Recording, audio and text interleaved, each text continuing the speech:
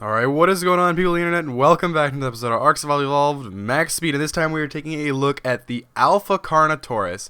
Not a tameable dinosaur, but interesting no less, because if you've ever run into an alpha, you've probably if it was your first alpha you've ever run into, you probably heard about alphas at this point, because it's kind of the boss of Ark. I mean, of course there's Giganotosaurus, but the real bosses of Ark are the mini ones that come around every once in a while, because the Gigas are so rare and they don't really show up at your base, but every once in a while you'll have an alpha that just sort of wanders a little too close, and then you're going to have a real problem, because the first thing you're going to notice is how damn fast those alphas are, because as they're running at you, you're going to probably notice the sparks, the Cheeto dust that flies off of them, and you're probably going to notice that they're a bit bigger than a regular dinosaur, and that's true, obviously, but I am a max speed player, and I have no issues outrunning any kind of creature in Ark.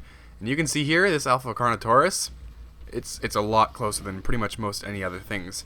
Actually, the only thing that I've ever tested that can actually kind of keep up with me is the Alpha Rex. Giganotosaurus can't do it, Regular Rex can't do it, Saberteeth cannot even come close to doing it, Terror Birds, nothing. Only alphas can almost keep up with players that are on max speed, which is good, but also at the same time, you know, a max speed player is not really a possibility. So, we have tamed up our Alpha Carnotaurus here, and we're just pretty much letting it tear up everything that is around us, because they make fantastic bodyguards. Even at standard melee damage, they still destroy everything. It's kind of what an alpha does, especially due to the fact that it's gotten extra levels from the taming XP that it's been given, and because we use the Force Tame command on it, we're going to get that perfect 180 tame. It's not actually possible in the game, because as soon as it eats anything, it goes down to only getting 59 levels from taming effectiveness, so we are going to be looking at the highest caliber of Alpha Carnotaurus right here, a perfect 120. Now it's a 180. We've kind of gone outside of the borders of realisticness in Ark, but it's all for fun. So, you can see here, standard movement speed is actually not so good, and I have a theory. I haven't tested it, but I think that when you're riding on an alpha, it's actually slower than it normally would be, and I feel like that is in fact the case, because you can see it wasn't actually that fast.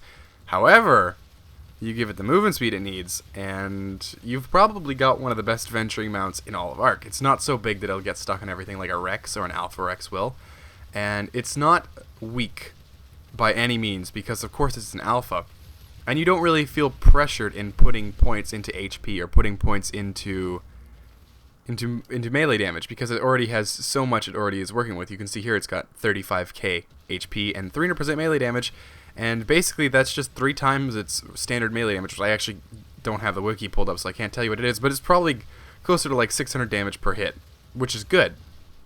So, it's fantastic at climbing mountains. I mean, that's really just kind of a given right there. And Terror Birds seem to be actually pretty small compared to this thing. Like, you'd expect them to be maybe a little bit bigger, but it really goes to show you just how big the Alpha Carnotaurus is. And obviously in the last Ark Max Speed video that we did with the Manta Ray, we took it up to a mountain and flew it off the side, but we didn't manage to take it off the volcano, so I just wanted to throw this thing off the volcano to see what really happens with it.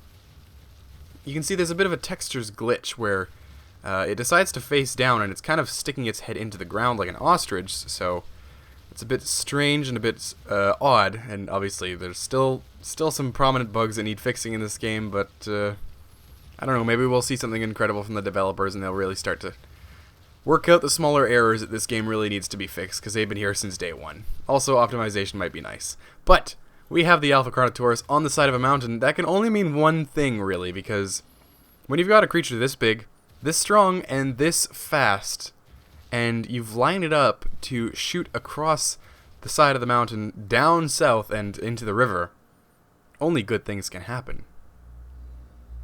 So we've lined our Alpha Carnotaurus up. We got the Cheeto dust flying everywhere. Let's get her. Let's get her going. Now, one thing that I'm not really sure about the alphas is I think that since they weren't meant to be ridden on, there's no stopping the animation once you're in the air. So enjoy the spastic Carnotaurus it is currently moving its legs in front of you. And one thing that's unfortunate about the Alpha Carnotaurus is it's too tall, so that river, no matter if I landed even smack dab in the middle of it, it would still try to walk around in it, which means that I'm going to be taking a bulk amount of damage. But we've already proven in the Mythbusters episode about fall damage that you can't actually fall. So what happens, or you can't actually die from fall damage. So what happens when you tell your Carnotaurus to follow you? Apparently nothing, because it's kind of lazy. But it eventually figures it out and comes to follow us. And you can see here, max movement speed player, no longer able to outrun the Carnotaurus. It's fast. It really is, and I would be scared if this thing was chasing me.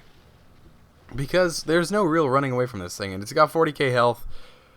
120, even 180 now, actually. I don't know. It would be interesting to see if a 120 Perfect Tame Rex with all the movement speed and health buffs that it needs could take on a 180 Alpha Carnotaurus.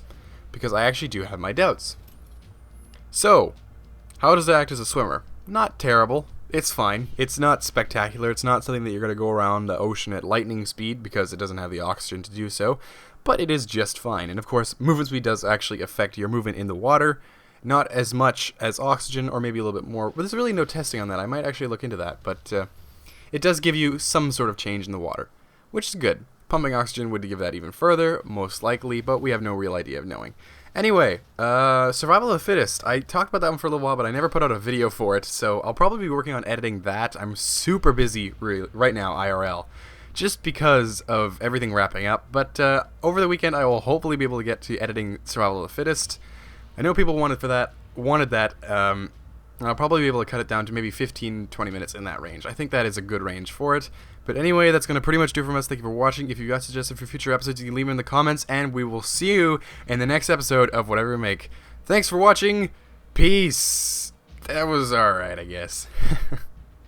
And this is a bit of a weird picture, but here it is. It's a manta ray. The creature of the deep, the very gentle giant that is not known for stinging people. That's a stingray. No point in getting those guys confused. The manta ray, the very gentle giant, flying through the air at the height of a mountain when it shouldn't even be able to leave the ocean. It's just so fantastically derpy. There's no two ways around it. The dire creatures are quite spectacular, and I almost want to see some more dire creatures. I know they don't scientifically exist, but neither do alphas, so if we could just have like a kind of an off-brand of creatures, like a mod, like all of the dire creatures. So let's throw in a dire giga. Let's make it 4 times bigger and have 8 times more health and 1,000,000 times more melee damage.